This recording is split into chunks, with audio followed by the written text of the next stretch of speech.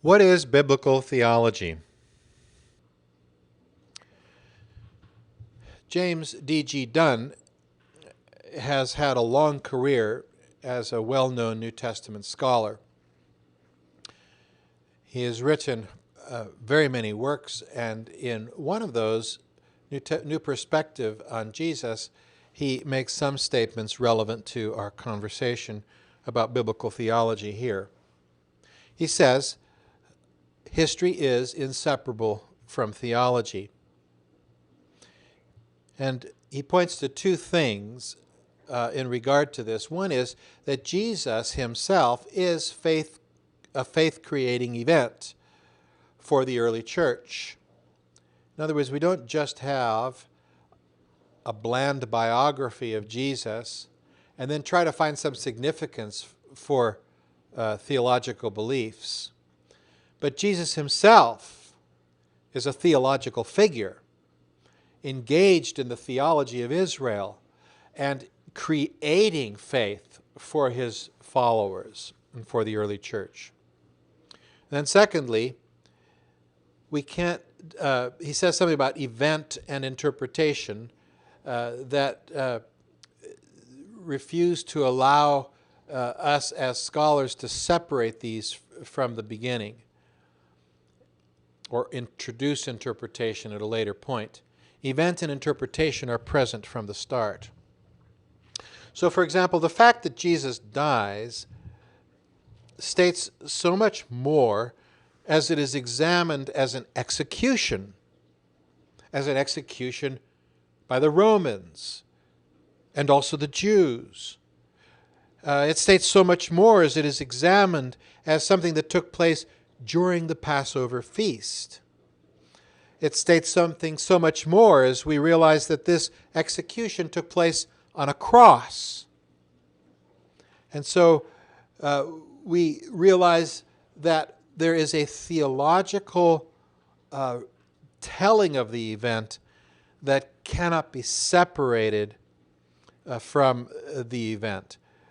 The event itself is both a collection of fact and interpretation. In New Perspectives on Jesus regarding this issue of the historical Jesus, Dunn's point is that the quest for an historical Jesus, apart from theological belief, founders on a major point.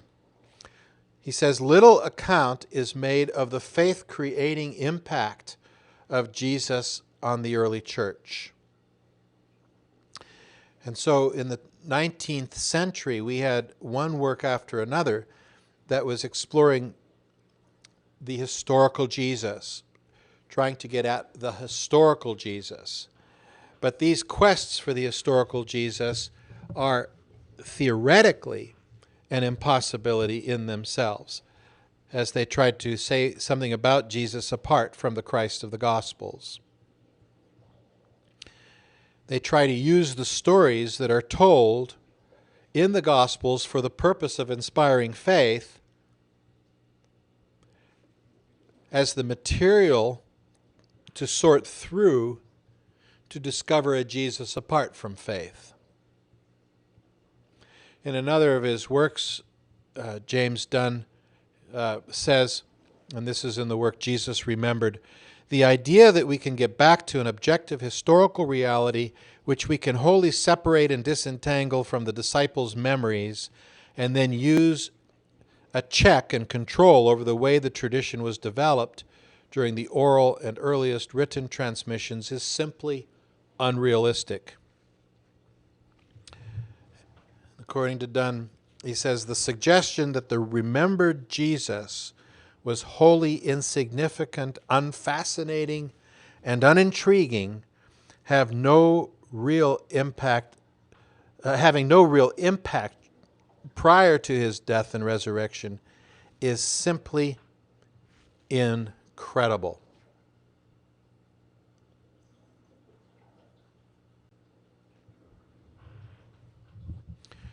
N.T. Wright makes the point in the New Testament and the People of God that theology is not contextless.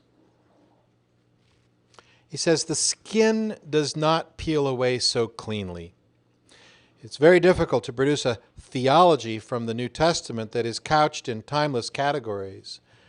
And if we succeed in doing so, we may justifiably suspect that quite a lot of fruit has been thrown away, still sticking to the discarded skin. All the New Testament is culturally conditioned. If that were to disqualify an idea or a theme from attaining relevance to other periods or cultures, the New Testament as a whole is disqualified.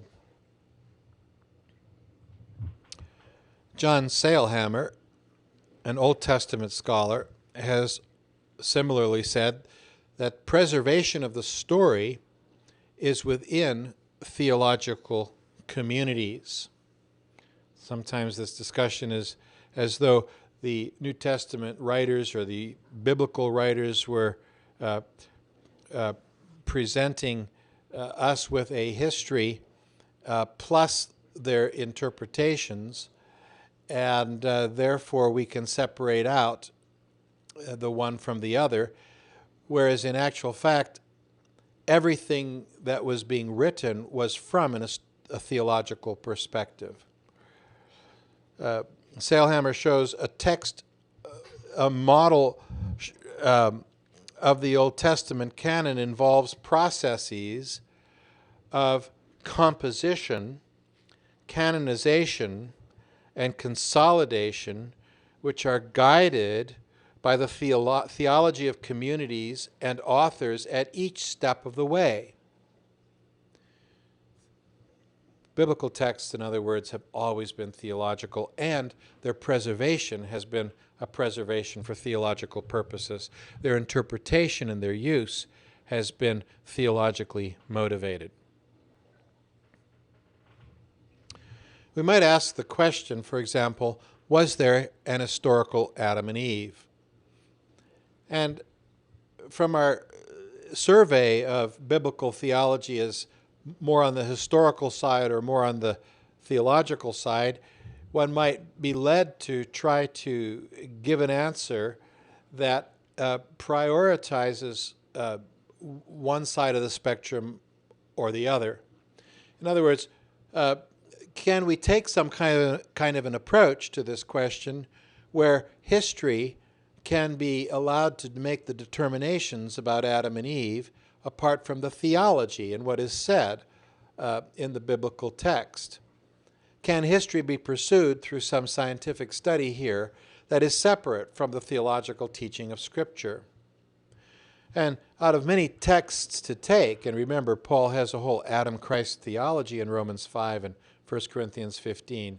But to take one text, Acts 17, we can see some of the problems of distinguishing history and theology from one another. So in Acts 17, verses 24 to 26, several points are made in this speech of Paul before on the Areopagus in Athens. He says, there is one God who has created all things. There's a statement about a reality, one God, that has theological significance that can't be separated out from the statement itself. There is one God. Secondly, there is one God who gives life and breath to all mortals. Thirdly, there is one ancestor for all nations. And fourthly, there is one history directed by God for all people. So here are some claims made that are both historical and theological. And the third claim is a claim about Adam and Eve. There is one ancestor for all nations. For Paul, this is a significant theological point, along with the other points, because what he's arguing is that in the midst of a city that reveres many different gods, he's got a message that there's only one God. There's only one God for all the nations. And this one God made one ancestor, so we don't have different ancestors that can lead us to a diverse understanding of religion or anything else, customs, laws, but rather we've got one ancestor, and then history is directed by this one God for all people. So here's Paul's universal theology in just a few verses that includes an affirmation of one ancestor for humanity. See, the problem we run into is not that we could possibly imagine a theistic evolution, but the problem we run into is that Paul's worldview of one human ancestor is fundamental to his preaching to the Gentiles.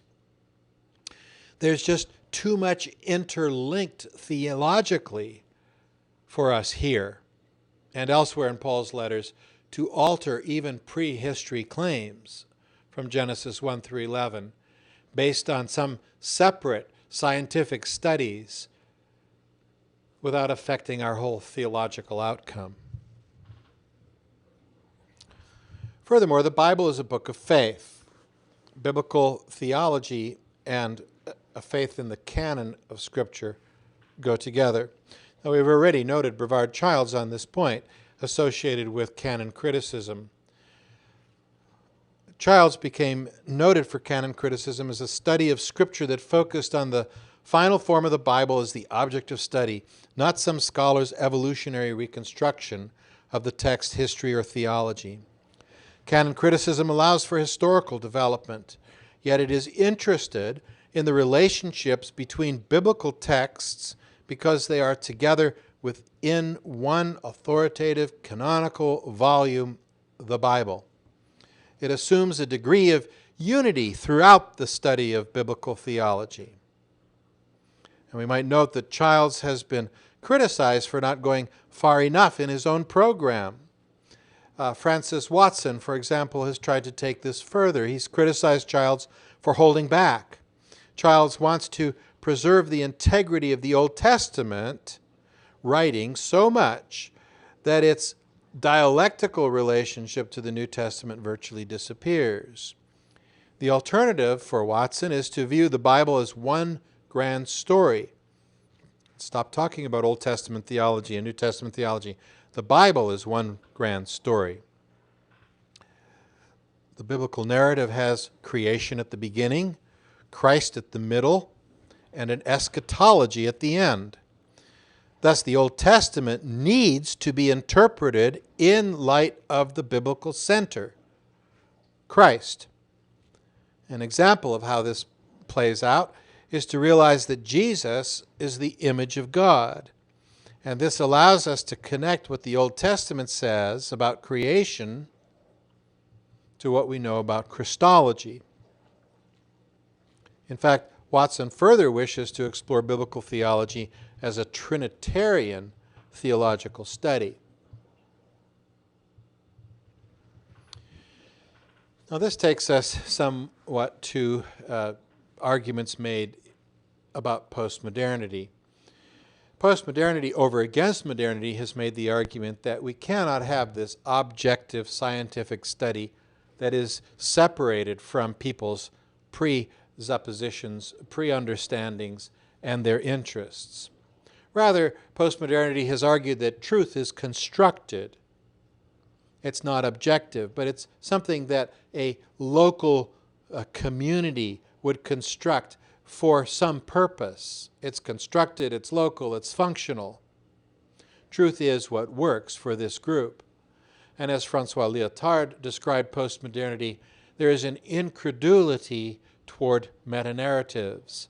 In other words, one story that works for all different people, for all cultures, for all societies, one story that binds it all together. Rather, truth is constructed, local, and functional. Now, how does that play out for biblical theology? A postmodern biblical theology expects to hear different voices in the biblical text, not unity. And furthermore, it allows different readers to find what they want in the text, rather than insist that the text has a meaning that is to be preferred. It even questions whether we can access some particular meaning in the text, apart from what we as readers set up as an agenda to explore within the text. Walter Brueggemann has written an Old Testament theology that is intentionally postmodern. And he describes this with respect to three characteristics. First of all, a postmodern biblical theology or Old Testament theology involves processive interpretation. Biblical theology seeks thematization, but this ultimately fails, for the text refuses to allow it. The text is saturated with disjunctions and contradictions that mark it as an endlessly deconstructive enterprise, and therefore our thematizations are likely to be quite local and quite provisional, he says.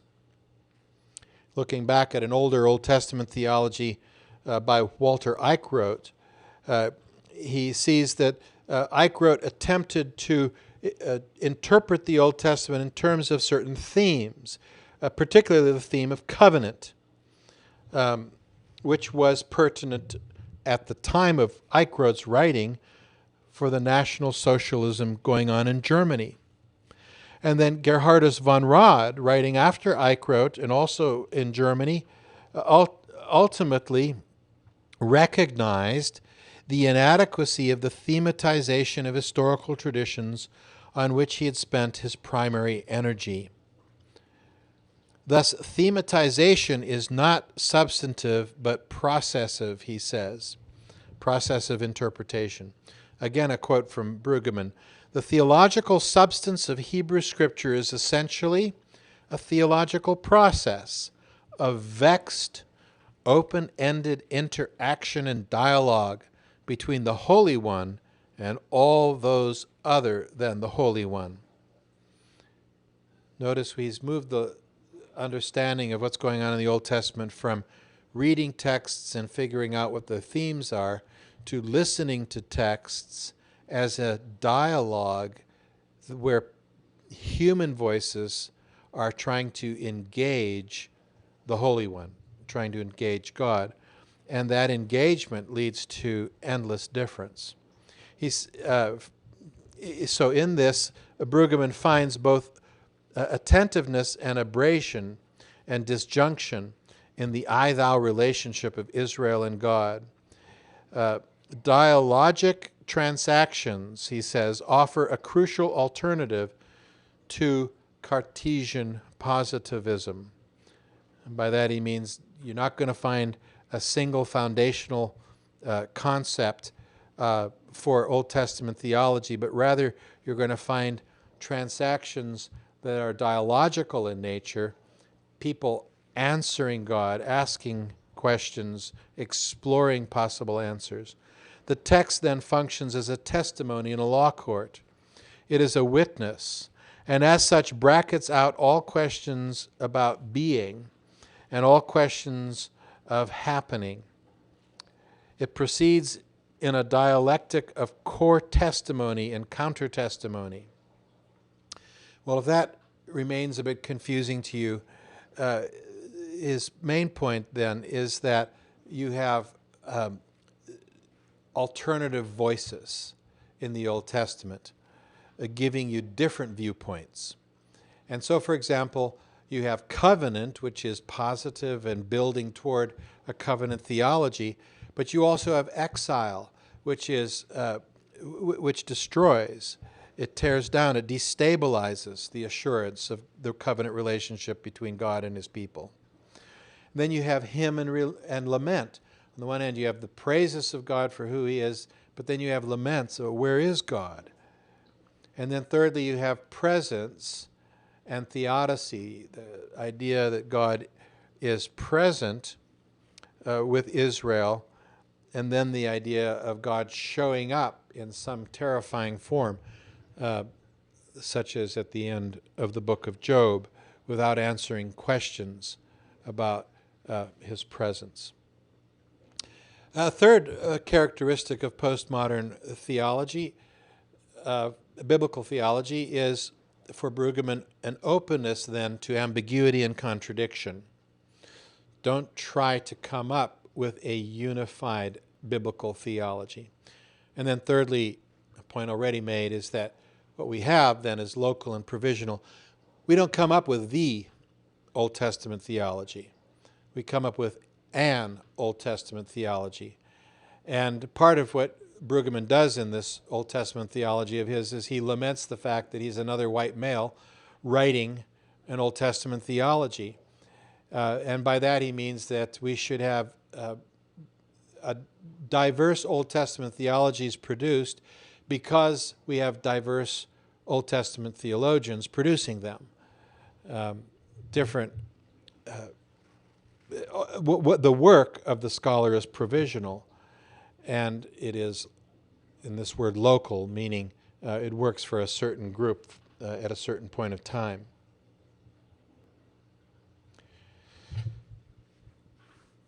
Commitments not to find unity, then, are philosophical commitments from Brueggemann.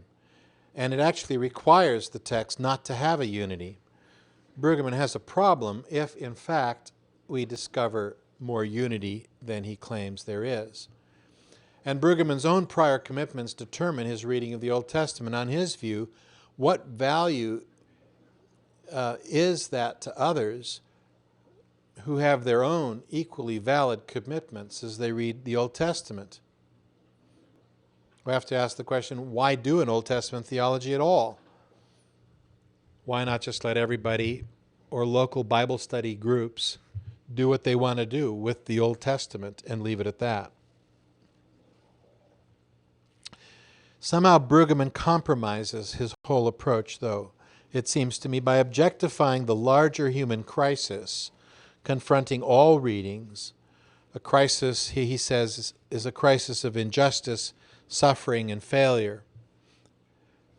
With the images of Friday and Sunday to hand, he proposes that all our reading is Saturday reading.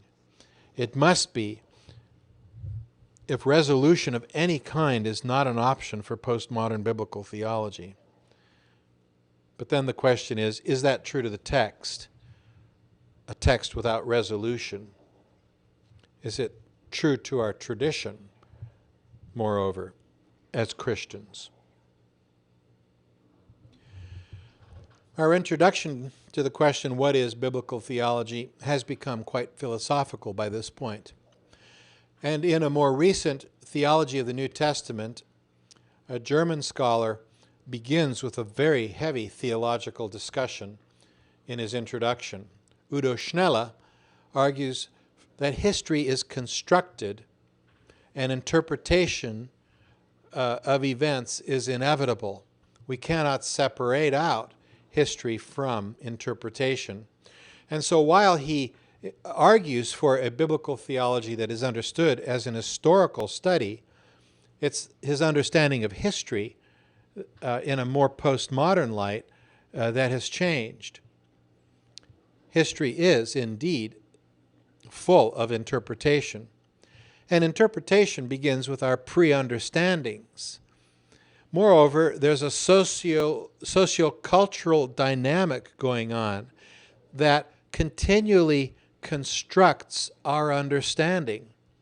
And you could say reconstructs our understanding. It's dynamic. Fourthly, history is mediated to us through language, and language is itself culturally conditioned. We aren't watching videos of the Bible, we're reading texts, and we're writing textbooks about biblical theology.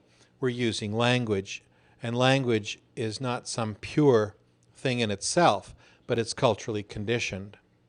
Fifthly, he says humans take experiences and construct them into a meaningful identity. Imagine a whole series of things that happen, even just take events of one day, and then trying to figure out how do you tell the story of these events in a way that brings them together into something understandable, something can be interpreted, something meaningful. So humans take experiences and construct them into some meaningful identity, a stable, coherent, and intersubjectively defensible whole. This is done individually as you try to put together your own life in such a way that it has meaning, and it's done by groups. And religion is one such construction. It's a construction of a symbolic universe that gives meaning to life.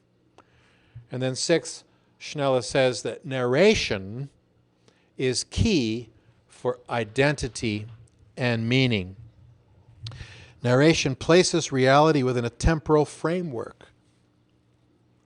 It forms, presents, and stabilizes identity.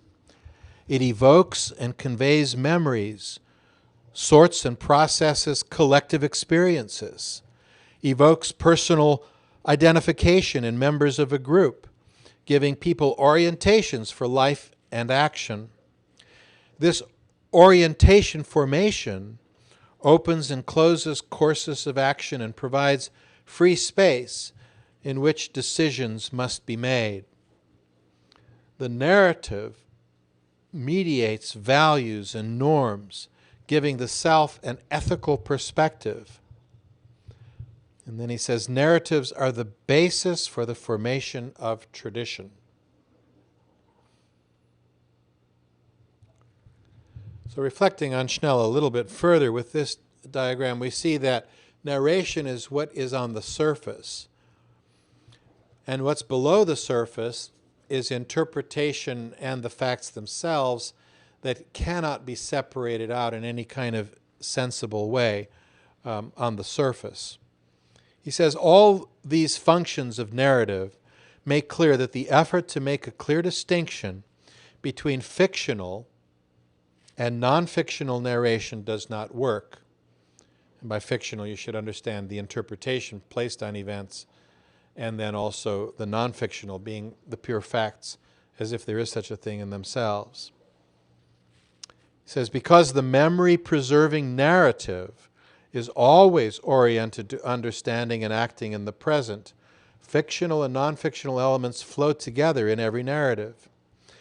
Narrative theory thus a priori prohibits the alternative of an historical Jesus on the one hand and a Christ of faith on the other.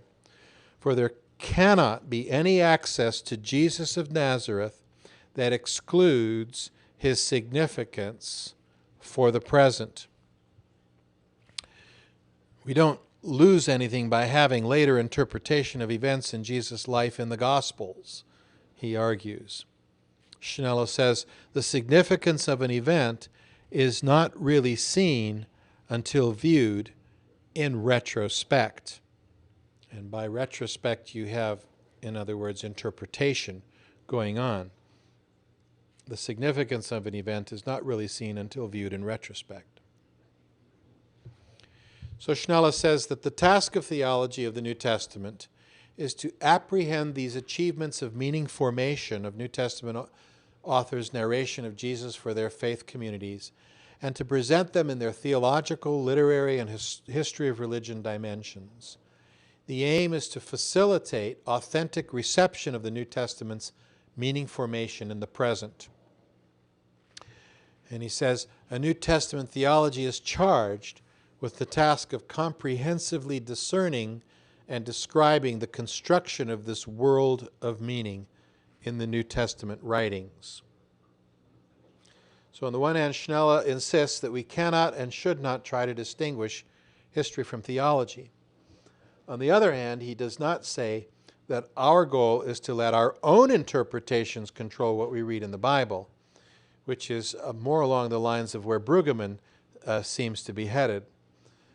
Rather, the control we have on our own interests in reading the Bible is still, for Schnelle, historical. Our goal in biblical theology is to describe the meaning formation of the New Testament authors, or in biblical theology, of the biblical authors.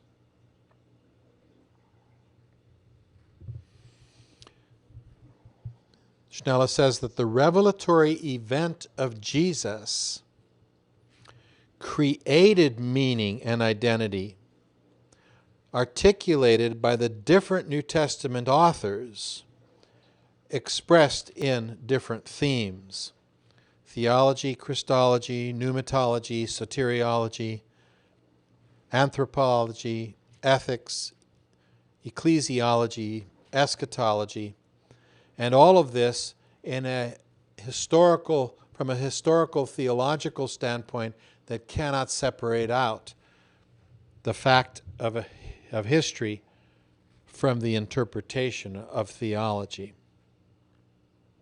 So notice the revelatory event of Jesus, it's already theological at the very beginning. The event is not just a fact of history of Jesus with later interpretation. It's already an interpreted event. And it creates a theology that is expressed differently by different authors with respect to different themes. This is how he understands his work in his theology of the New Testament. Well, that's rather theoretical in many ways, but let's try to draw to a conclusion with some thoughts on a more practical level. We could ask, does theology begin with an understanding of humanity itself, the person as a knowing and acting subject?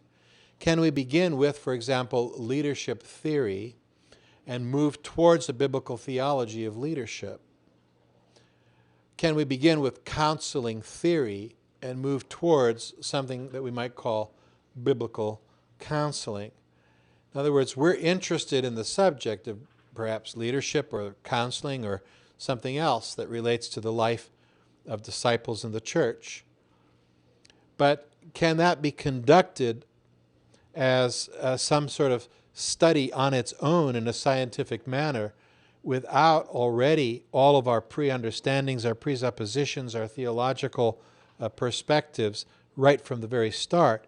And does the biblical text allow us ever to talk about these things in a more general sense, apart from a very deeply ingrained theological understanding? Schnelle says, for example, with respect to Paul's theology, the following.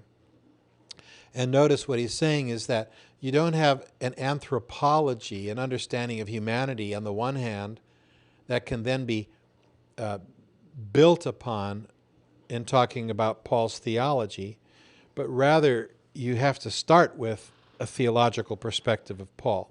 That's really what he's saying in this quote.